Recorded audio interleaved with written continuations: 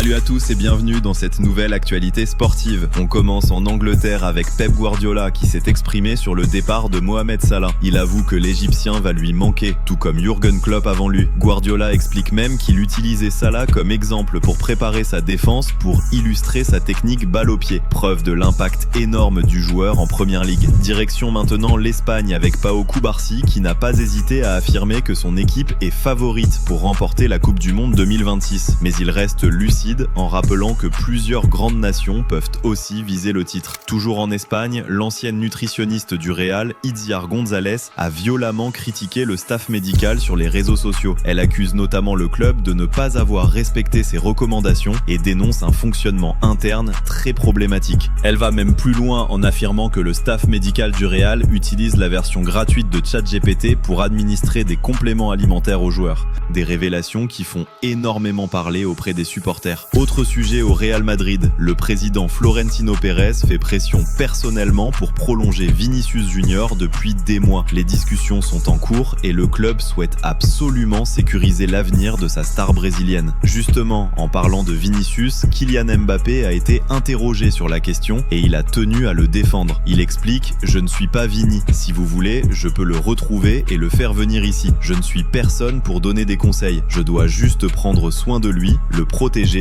et lui redonner le sourire pour qu'il puisse redevenir un joueur complètement différent. » Hier, l'équipe du Portugal a atterri au Mexique, à Cancun, pour préparer son prochain match. Les joueurs ont installé leur camp d'entraînement avant un choc très attendu face au Mexique, prévu dans le mythique stade Azteca. On termine cette vidéo avec Jules Koundé qui s'est aussi exprimé sur deux de ses coéquipiers en club et en sélection. On a parlé de Lamine, Pedri aussi c'est comment? Je vois sa cause, est-ce que c'est vraiment un magicien?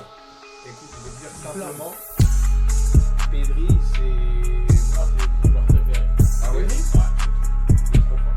Techniquement, c'est Actuellement en Europe ou dans l'effectif tu parles? Dans l'effectif, mais franchement, c'est un des joueurs où je trouve que c'est abusé comme ce qu'il fait à l'entraînement et tout. En fait, il a une aisance technique déjà au-dessus de la moyenne, pied droit, pied gauche. Il peut tourner pied droit, pied gauche. Il a une vision du jeu de fou. Il est capable de. Et aussi, un truc qui est hyper sous-côté, je crois qu'on n'est pas fait en avant, c'est son travail défensif. Pedri, c'est un mec qui court. Ah ouais, il défend. Pedri, il récupère. L'année dernière, c'était un des joueurs qui récupère le plus de ballons en Europe. Ok.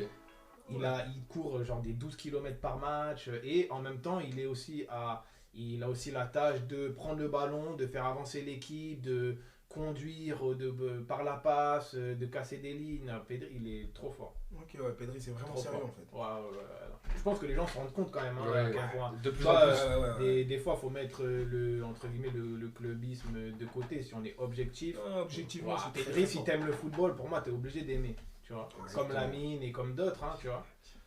C'est vrai, c'est vrai, qu'il faut respecter. Et on a de la chance parce que tous ces joueurs ils sont archi jeunes, on va pouvoir profiter normalement pendant des années de tout ça.